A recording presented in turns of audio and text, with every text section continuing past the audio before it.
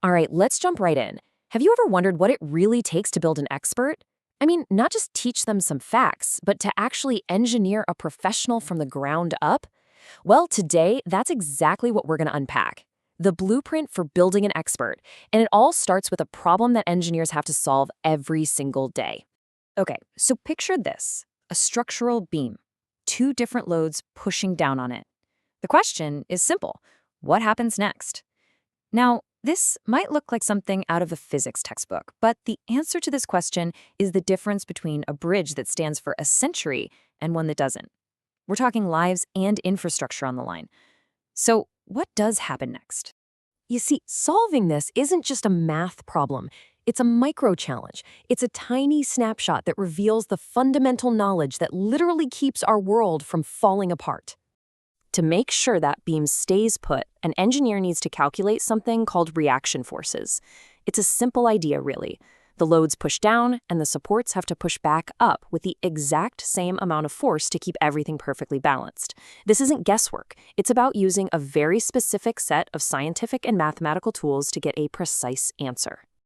So, what's actually in this toolkit? What are the essential building blocks an engineer needs to solve even a seemingly simple problem like our beam? Let's take a look. So, here are the heavy hitters. Of course, you've got your core structural engineering principles, but look at what else is on the list. Complex numbers, applied calculus.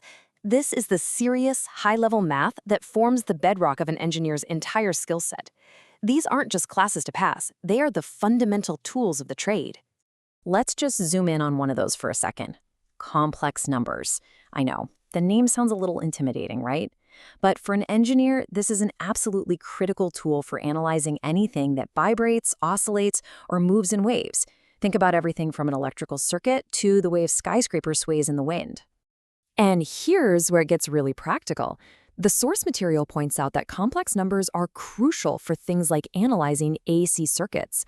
They basically turn complicated problems into much simpler ones for electrical engineers. So this abstract-sounding math becomes the language they use to design the very systems that power our homes. But here's the kicker. Just having the tools in the toolbox isn't enough, not even close. True expertise comes from mastering them. And that mastery, well, it doesn't happen by accident. It happens through a very deliberate, very structured, and measurable process. So let's look at how that process actually works. How do you forge an expert? We're going to see how they build one layer by layer, taking them on a journey from just knowing things to truly understanding them. This slide is fascinating. It breaks that journey down perfectly. At the cadet level, you can just state the formula. That's basically memorization. A junior can actually apply it correctly. Okay, now we're getting somewhere. But a senior? A senior can apply the formula and explain why it matters in the real world. That's the giant leap from what to so what. That's true expertise. And this progression from cadet to senior is completely intentional. It is 100% by design. The whole process of building an expert is itself an act of engineering. Which leads to a pretty obvious question, right? Who designs the design? So let's zoom out. We've seen the tiny problem of the beam and the individual's path to mastery. Now let's look at the master plan, the big picture blueprint that makes it all possible. And here it is. The whole idea is called curriculum engineering. It's a framework for designing education with the same rigor you'd use to design a jet engine. It means every single lesson, every exam is traceable, it's compliant with industry standards, and it's directly aimed at a specific career. And just like any good engineering project, it's a process.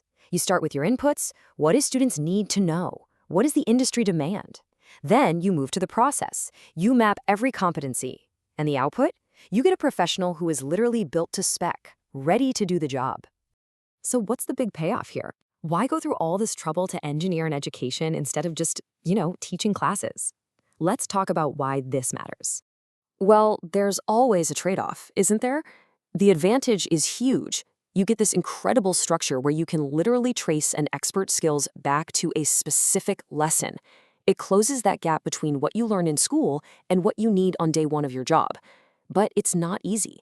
It takes a ton of money and resources, and you have to constantly update it. It's powerful, but it's a massive commitment. And check this out. This isn't just for building bridges. The source material shows this exact same framework being used all over the place.